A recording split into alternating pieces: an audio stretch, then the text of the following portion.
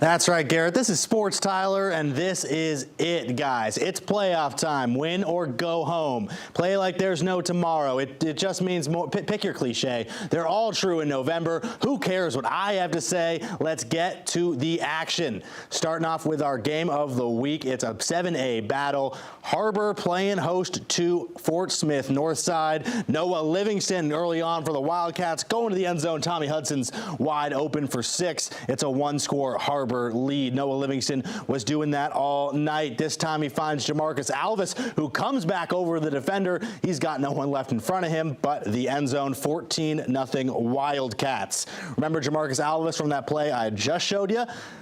It's him doing it again. This time breaks through a sea of Grizzlies, races down the sideline, breaks that ankle tackle. He's in. It's 21-0. Har-Ber in danger of running away with this one. Northside, though, shows some fight. It is the playoffs after all.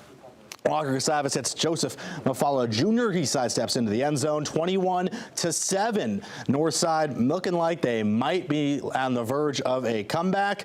Then this is the killer kickoff. You know what happens when we're showing you a kickoff. Spin move for Dagan Moore. At that point, he just gets the blocks he needs. He's off to the races. No one can catch him.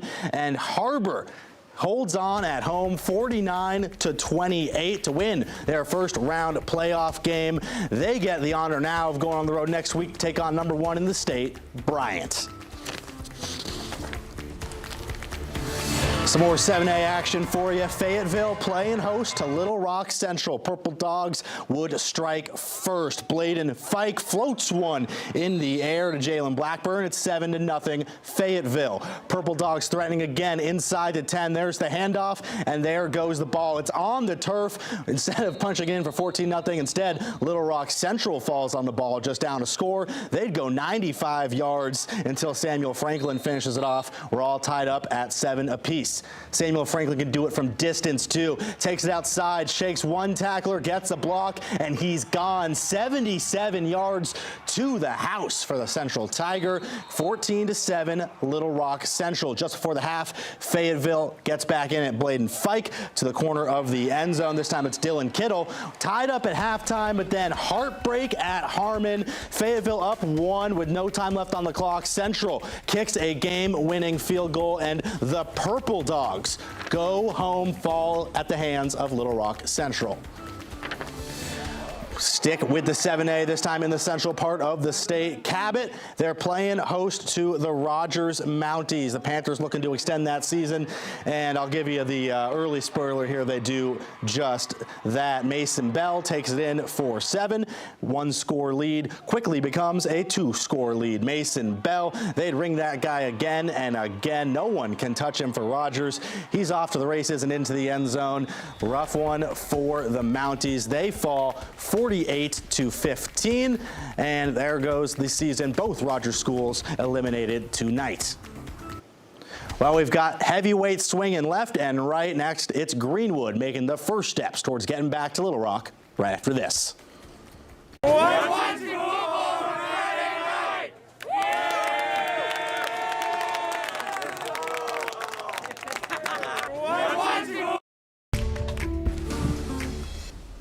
Greenwood is used to ending their season in Little Rock.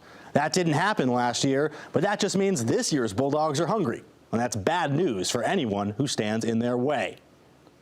Up first in the playoffs, that would be West Memphis coming in to take on Greenwood. And hey, they'd get off to a nice little start. Dennis Dallas takes this one for West Memphis. Doesn't quite get in. They rule him down around the 1.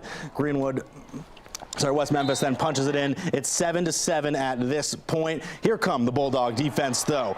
Caden Smith picked off Colin Daggett. He takes it into the end zone. That's 28-7 Greenwood at this point. And now L.D. Richmond, Caden Brown hits him in stride, and you know what happens. Greenwood 55-7. Bulldogs well on their way to at least making that trip back to Little Rock. We'll stick in the 6A. Jonesboro winners of 5 of the last 6, and the Van Buren Pointers making a trip out to take on the Hurricane. Jonesboro looking for three. Jaden Henry with the block, though. Grant King scoops it up. Nice little return. Ensuing Van Buren drive, it's Gary Phillips. He's not new to people around here. The Hurricanes aren't used to having to deal with him, though. He picks up a first down.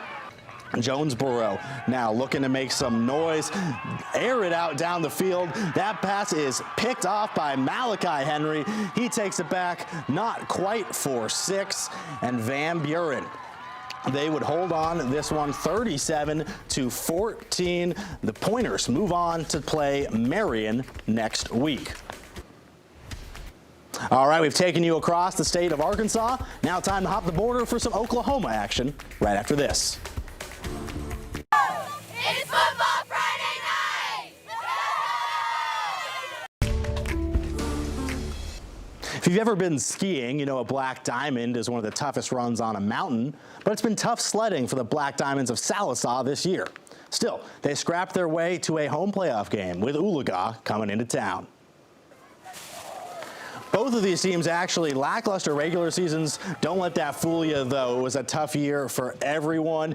That wouldn't mean a good game tonight. Early on, that Sallisaw defense, Salam Kilpatrick with the pick and a nice little return there after he dodged that initial tackle, and the Black Diamonds capitalized. Parson Dawson takes it in. They get the 2-point conversion to 8-0 Sallisaw. Blake Salt hits Devin Ankerick. Huge hit, though, coming up for the Black Diamond defense. That was Trenton Jones. And here comes Sallisaw, the big tight end. Jackson McTire hits Ty McHenry over the middle. He lets the guys ride him in. It's 15-0 Sallisaw. Oologah defense forces a fumble on the goal line.